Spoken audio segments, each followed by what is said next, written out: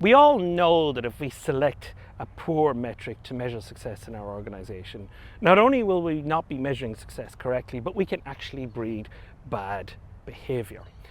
Now, a really interesting example of this is the metric that the US used to measure success in the Vietnam War. It tells us a lot about why metrics don't work, and it tells us a lot about why people pick certain metrics. So, what was the metric? Well, the metric was body count.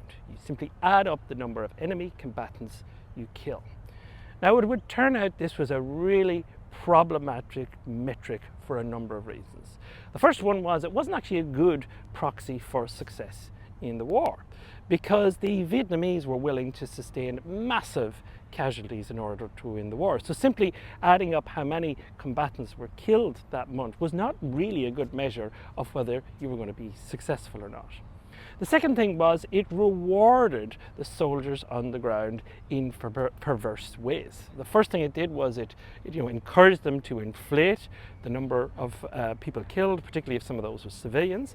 And the other thing that it did was it distracted them from what was really important. Some strategic goals like actually winning the hearts and minds of the people, crucial for winning the war, that was not captured in this metric.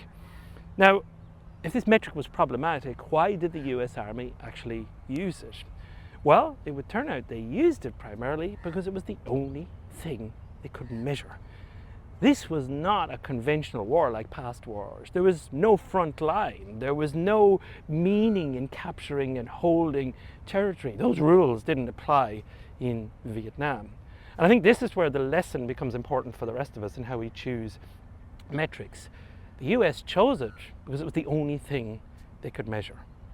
And this is neatly summed up by a quote that says, when you can't measure what's important, you make important what you can measure.